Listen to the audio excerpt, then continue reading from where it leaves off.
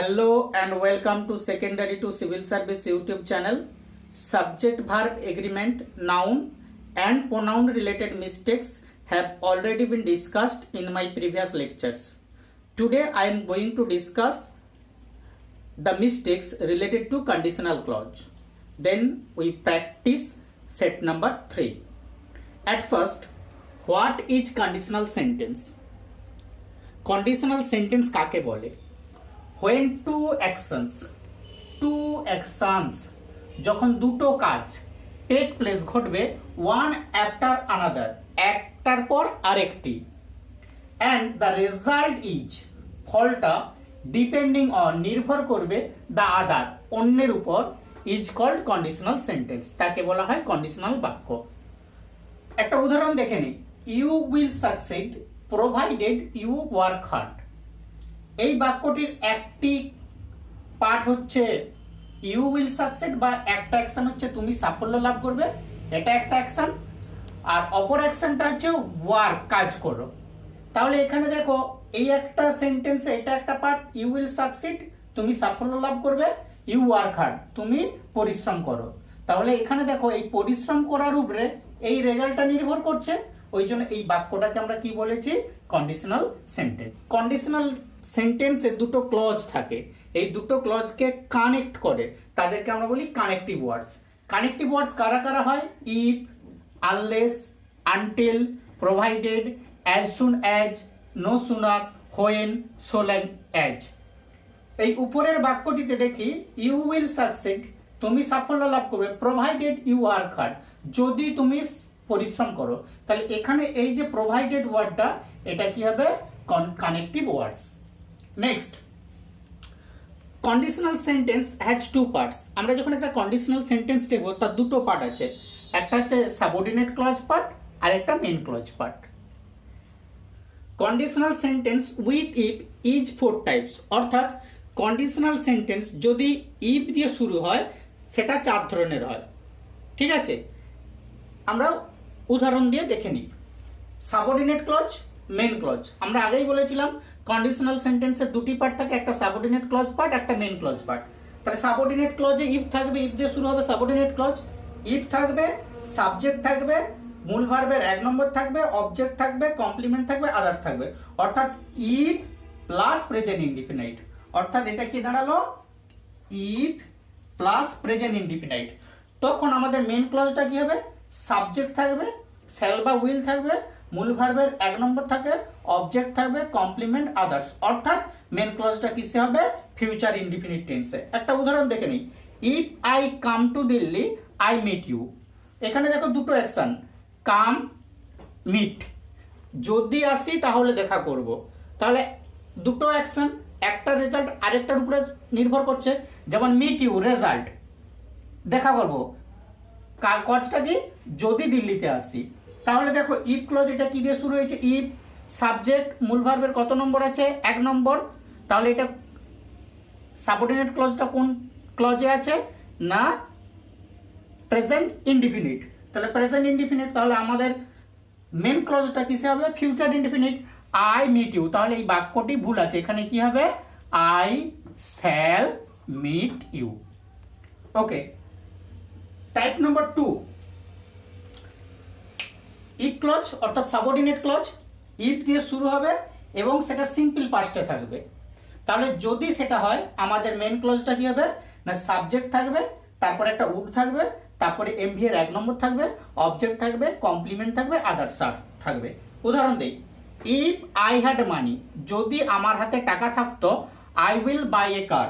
তাহলে দেখো ইফ দিয়ে শুরু হয়েছে বাক্যটা, আই মূল ভার্বের কত নম্বর আছে? 2 নম্বর। তাহলে মূল ভার্বের 2 নম্বর থাকার জন্য এটা কি হয়েছে? ইফ ক্লজটা সিম্পল পাস্টে। তাহলে আমাদের মেইন ক্লজটা কি? এখান থেকে মেইন ক্লজ শুরু হয়েছে, আই উইল বাই এ কার। তাহলে এখানে কি হওয়া উচিত ছিল? সাবজেক্টের পর কি উড, তারপরে মূল ভার্বের 1 নম্বর। তাহলে এই বাক্যটা ভুল আছে, এখানে কি হবে? I would buy a car. Type number 3, if plus past perfect. অর্থাৎ if clause subordinate clause if দিয়ে শুরু হবে, কিন্তু ক্লজটা কোন টেন্সে থাকবে? পাস্ট পারফেক্টে থাকবে। তাহলে মেন ক্লজ কি হবে? সাবজেক্ট একটা উড, তারপরে হ্যাভ, তারপরে মূল ভার্বের 3 নম্বর আদার্স। একটা উদাহরণ নিয়ে দেখা যাক। ইফ, যদি, আই হ্যাড সিন ইউ, আমি তোমাকে দেখতাম, হ্যাড, তাহলে হ্যাভ ভার্ব আছে এবং সিন মূল ভার্বের 3 নম্বর, অর্থাৎ এটা কোন টেন্সে আছে? পারফেক্ট টেন্সে। যেহেতু পারফেক্ট টেন্সে হ্যাড ভার্বটা পাস্টে আছে, তাই এটা কি হচ্ছে? Past perfect. I stop the কার, আমি গাড়িটা থামাতাম। লক্ষ্য করো এখানে কনস্ট্রাকশনে ইফ প্লাস পাস্ট পারফেক্ট, তাহলে এটা হচ্ছে ইফ, এই অংশটা ইফ প্লাস পাস্ট পারফেক্ট, তাহলে মেন ক্লজটা কি হবে? সাবজেক্ট উড হ্যাভ ভিভ, অর্থাৎ মূল ভার্বের 3 নম্বর আদার্স। তাহলে কি হবে? এখানে হতো I would have stop the car. Next type 4, if subject, যে কোনো সাবজেক্ট হোক এবং যে কোনো নাম্বারেরই হোক, আমরা জানি সিঙ্গুলারে সিঙ্গুলার ভার্ব, প্লুরালে প্লুরাল ভার্ব, সেটা নয়। If subject were, mind it, যে কোনো subject were plus object plus complement others, অর্থাৎ ইফের পর যে কোনো সাবজেক্ট থাকুক, সে আই থাকুক আয়ের উপরে ওয়্যার হবে, হি থাকুক হি এর উপরে ওয়্যার হবে, উই থাকলেও ওয়্যার হবে। মানে যে কোনো subject were plus object complement others, তখন কি হবে? সাবজেক্ট উড ভার্বের 1 নম্বর, অবজেক্ট কমপ্লিমেন্ট আদার্স। ব্যাপারটা আরেকটু ক্লিয়ার করি। এখানে দেখো লাইকলি টু বি ইম্পসিবল, কখন আমরা এই ওয়্যারটা দেবো সাবজেক্টের পর? দুটো অ্যাকশন হবে, একটা রেজাল্ট আরেকটার উপর নির্ভর করবে, কিন্তু ওই রেজাল্টটা লাইকলি টু বি ইম্পসিবল, মানে সম্ভাবনা কম, মানে বাস্তবে হওয়ার সম্ভাবনা কম। Likely to be impossible, impossible মানে অসম্ভব, মানে অসম্ভবের মতো। একটা উদাহরণ দেখলে ক্লিয়ার হয়ে যাবে। If I was a bird, আমি যদি পাখি হতাম, I will fly in the sky, আমি আকাশে উড়ে বেড়াতাম। তাহলে এক হচ্ছে, একটা অ্যাকশন হচ্ছে পাখি হব, আরেকটা অ্যাকশন হচ্ছে উড়ে বেড়াবো। তাহলে একটার পর আরেকটা হবে, কন্ডিশনাল সেন্টেন্সেরই শর্ত মেনে চলেছে। কিন্তু কি বলেছিলাম? লাইকলি টু বি ইম্পসিবল, এটা প্রায় অসম্ভব। তাহলে এখানে কি হবে? এই টাইপস নম্বর 4, তাহলে ইফ আই, আয়ের পর এই ওয়াজটা হবে না, কি হবে? Were. If I were a bird, এটা সাবঅর্ডিনেট ক্লজ হয়ে গেল। এবার মেন ক্লজ কি বলেছে? Subject would V1 object complement others. তাহলে আই, এটা উইল না হয়ে কি হবে? উড। তারপরে কি ছিল? V1 fly in the sky. Set number 3, বাল্যকাল হইতে আইজ্যাক নিউটনের যান্ত্রিক কারিগরিতার প্রতি বিশেষ অনুরাগ ছিল। তাহার ঠাকুমার বাড়ির নিকট একটি বায়ুচালিত যন্ত্র ছিল। নিউটন প্রায় সর্বদা সেখানে গিয়ে পুঙ্খানুপুঙ্খভাবে সেই যন্ত্রটি পর্যবেক্ষণ করিতেন। অল্প কিছুকাল পরে তিনি নিজের যন্ত্রপাতি লইয়া তাহার সাহায্যে শীঘ্রই একটি নিজের বায়ুচালিত যন্ত্র তৈরি করিলেন। যন্ত্রটা যদিও ক্ষুদ্র ছিল, সন্দেহ নাই, কিন্তু এতকাল যে সমস্ত যন্ত্র কাজ করিতেছিল তাহার চাইতে উহা অনেক উন্নত ধরনের ছিল। যতদূর সম্ভব ইহাকে তিনি নিখুঁত করিয়া তুলিলেন। কিন্তু একদিন তাহার একজন খেলার সাথী দেখাইয়া দিল যে এই যন্ত্রের কোনো পরিচালক নেই। কৌশলী কারিগর নিউটন সহজে একটা ছোট্ট মানুষের মূর্তি তৈরি করিতে পারিতেন, কিন্তু তিনি যন্ত্রটাতে একটি জীবন্ত প্রাণী স্থাপন করিবেন স্থির করিলেন। পরিচালক রূপে তিনি ওখানে একটি ইঁদুর রাখিয়া দিলেন। এইভাবে নিউটন অভাব পূরণ করিতেন। ফার্স্ট সেন্টেন্স, বাল্যকাল হইতে আইজ্যাক নিউটনের যান্ত্রিক কারিগরিতার প্রতি বিশেষ অনুরাগ ছিল। তাহলে বাক্যটাকে আমরা সেই ভোক রুলে সাজিয়ে নেব। ভোক, আচ্ছা আগে ভার্ব খুঁজি। ছিল, ভার্ব, ভার্ব ছিল। আচ্ছা ছিলটা কোন টেন্স নির্ধারণ করছে? V2 অর্থাৎ পাস্ট টেন্স। কি ছিল? যান্ত্রিক কারিগরিতার প্রতি বিশেষ অনুরাগ, অবজেক্ট। আর আইজ্যাক নিউটন তো সাবজেক্ট। আচ্ছা বাল্যকাল হইতে, তাহলে এটা টাইম নির্ধারণ করছে। আচ্ছা বাল্যকাল এটা কি নির্ধারণ করছে? Period of time. তাহলে আমরা প্রথমে কি দেবো? বাল্যকাল হইতে, from childhood, from childhood. Isaac নিউটনের, তাহলে Isaac Newton, Isaac Newton. Verb ছিল ওয়াজ, কি ছিল? যান্ত্রিক কারিগরিতার প্রতি বিশেষ অনুরাগ। তাহলে বিশেষ অনুরাগ, অনুরাগ ইন্টারেস্টেড, আর যেহেতু এখানে বিশেষ দিয়েছে আমরা দেখবো তাহলে কিনলি ইন্টারেস্ট, ওয়াজ কিনলি ইন্টারেস্টেড,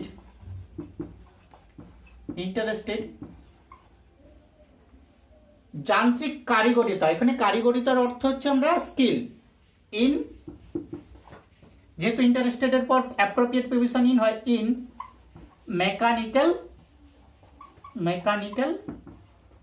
স্কিল।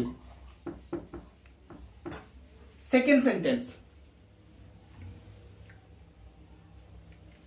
তাহার ঠাকুমার বাড়ির নিকট একটি বায়ুচালিত যন্ত্র ছিল।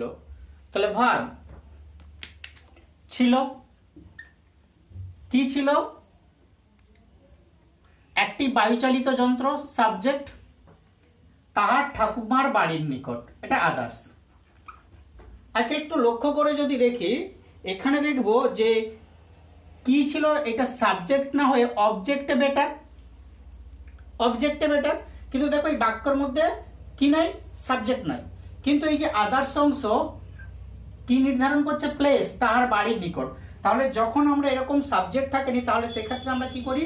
প্লেস নির্ধারণ করলে দেয়ার দিয়ে বাক্যটা শুরু করি। তাহলে এই বাক্যটা কি করব? দেয়ার দিয়ে শুরু করব, ইন্ট্রোডাক্টরি দেয়ার। তাহলে দেয়ার। আচ্ছা, এবার ছিল ভার্বের কত নম্বর কি বলছে? 2 নম্বর। তাহলে দেয়ার ওয়াজ। এবার বায়ুচালিত যন্ত্র ইংরেজি কি? উইন্ডমিল। একটি বায়ুচালিত যন্ত্র, দেয়ার ওয়াজ আ উইন্ডমিল। এবার প্লেসটা কোথায়? তাহার ঠাকুমার বাড়ির নিকট। তাহলে near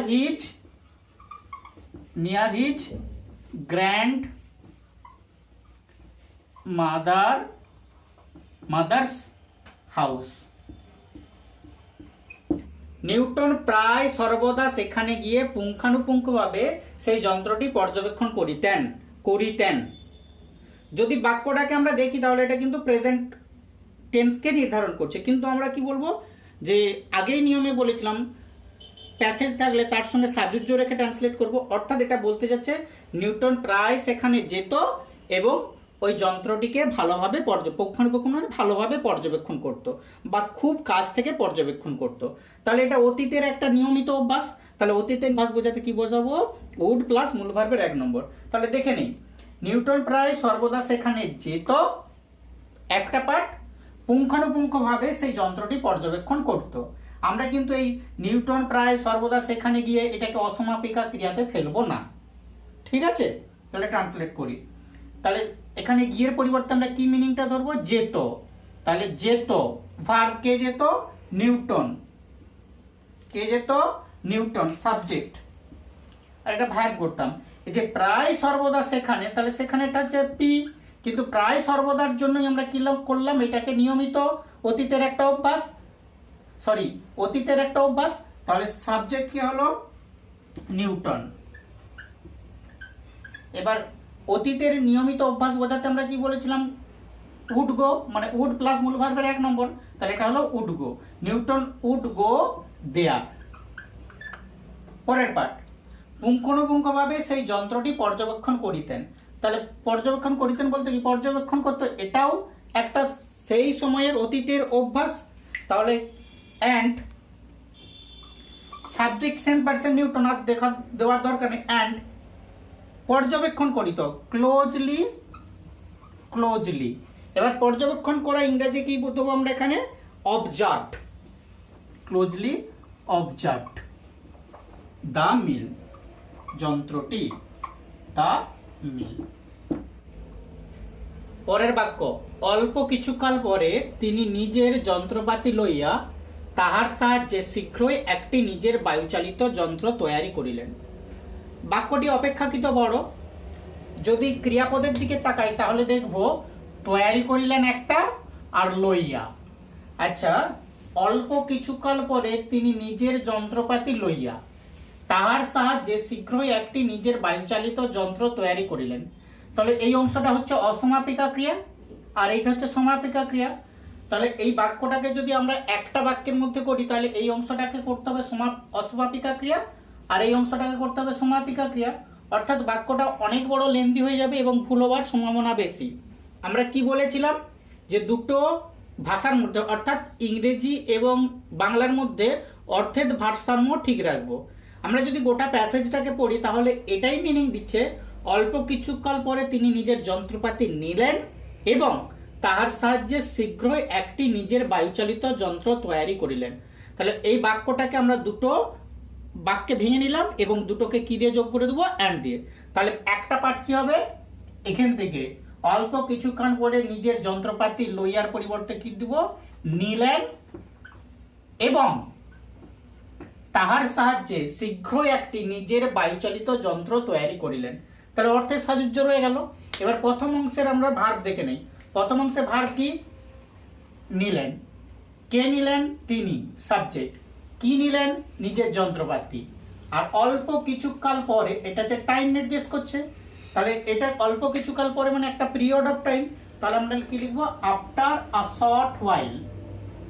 after a short while মানে ওই বায়ুচালিত যন্ত্রটি দেখার কিছুকাল পরে তিনি নিলেন, টুক আপ।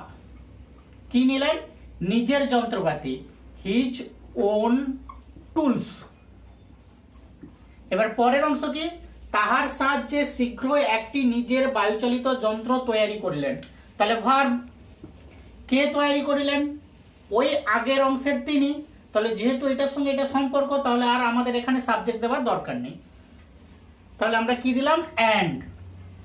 অ্যান্ডের পর কি বসার কথা ছিল, সাবজেক্ট, সাবজেক্টটা দিলাম। এবার ভার্ব, তৈরি করিলেন, মেড আপ। মেড আপ, কিন্তু এখানে ছিল শীঘ্রই। তাহলে শীঘ্রই, সুন। ভার্বের আগে আমরা কি দিলাম, যেহেতু অ্যাডভার্ব অফ ফ্রিকোয়েন্সি কিছু সময়কে বোঝাচ্ছে, সুন মেড আপ। কি তৈরি করলেন, নিজের বায়ুচালিত যন্ত্র। তাহলে soon made up his own windmill. তাহার সাহায্যে, মানে তাহার বলতে এই যন্ত্রপাতির সাহায্যে, with the help of these tools.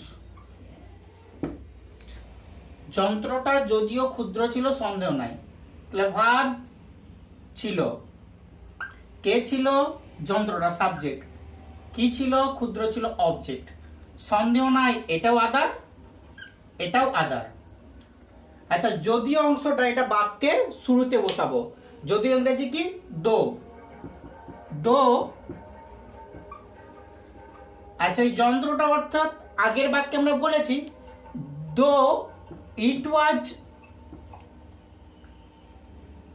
ক্ষুদ্র, স্মল। আচ্ছা দেখো, দো দিয়ে শুরু করেছি যখন, এখানের মধ্যে কি আরেকটা আমাদের তবুও, যদিও থাকলে তাহলে কি হবে, তবুও। ওই জন্য আমরা কি করব, এখানে ফুল স্টপ না বসে বাক্যের অর্থটাকে ঠিক রাখার জন্য আমরা পরের সেন্টেন্সটাকে নিয়ে নেব। কিন্তু এতকাল যে সমস্ত যন্ত্র কাজ করিতেছিল তাহার চাইতে উহা অনেক উন্নত ধরনের ছিল।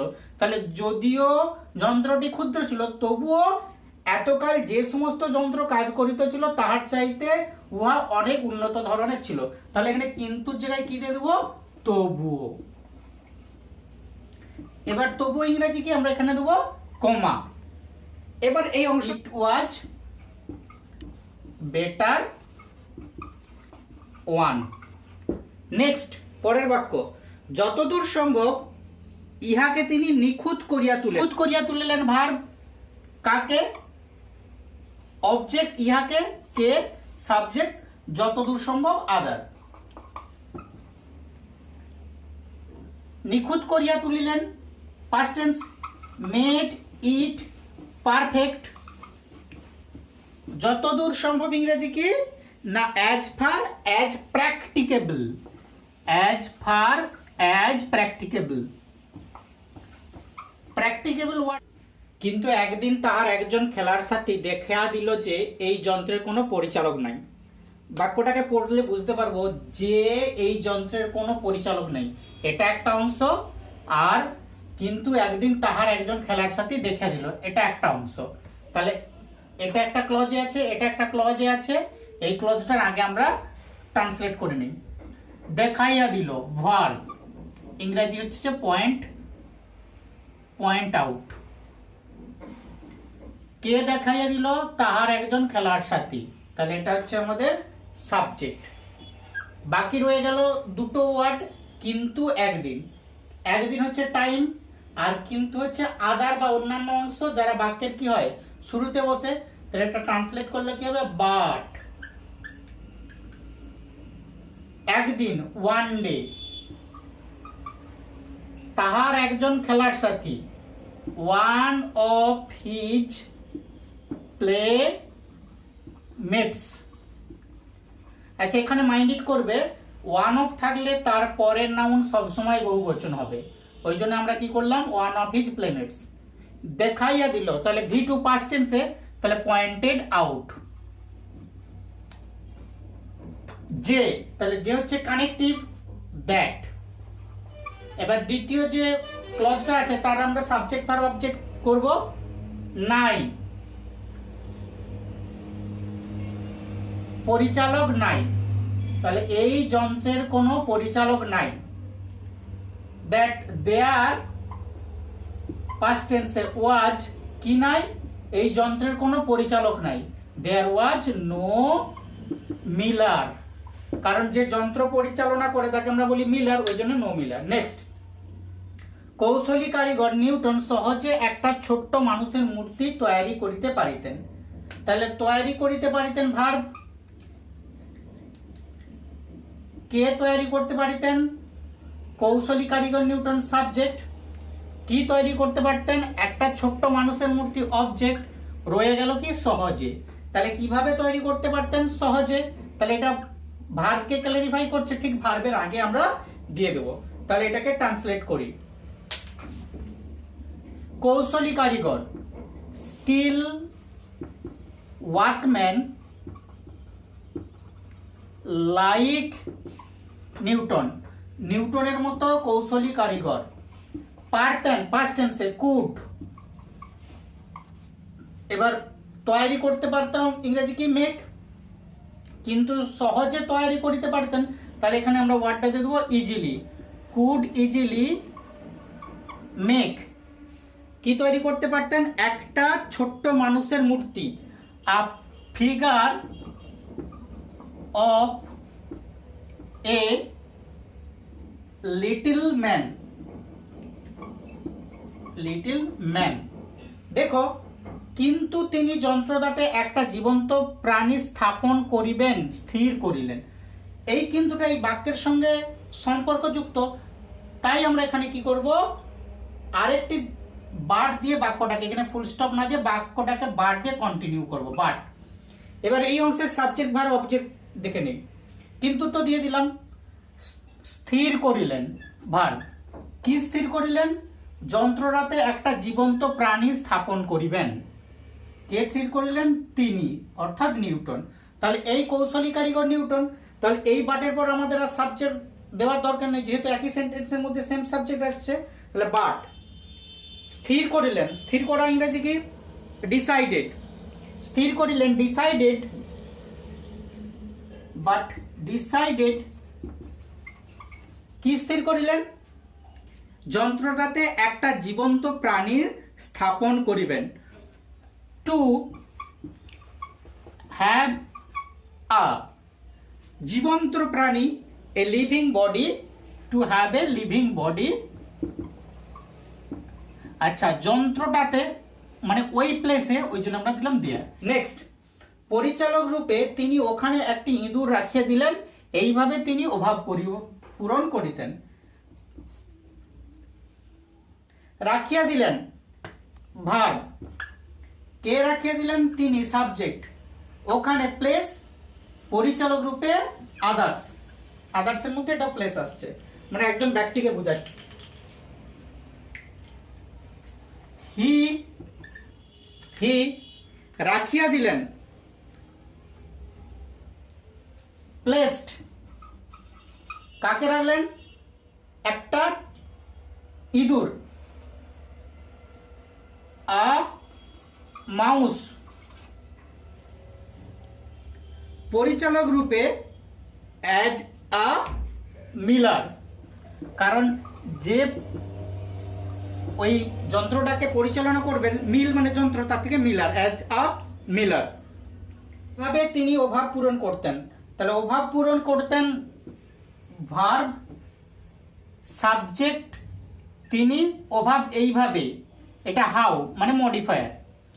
কিন্তু যদি আমরা এই প্যাসেজটিকে দেখি, এই প্যাসেজের শেষ বাক্যে এটাই বলতে যাচ্ছে যে আইজাক নিউটনের মতো বিজ্ঞানী যেখানে যা অভাব হতো তিনি তার নিজের মতো করে অভাবটা পূরণ করতেন, যে যে জিনিসের অভাব ছিল সেটাকে প্রোভাইড করে। তাহলে আমরা সেইভাবেই ট্রান্সলেটটা করি। ইন দিস ওয়ে, এইভাবে, হি তিনি কি করতেন, সাপ্লাইড দ্য ওয়ান্ট মানে যে অভাবগুলো থাকতো সেগুলো দিতেন, and fulfilled the gap. Practice set 4 description বক্সে দেওয়া রইল, পরের ক্লাসে আলোচনা করা হবে। Thanks for watching.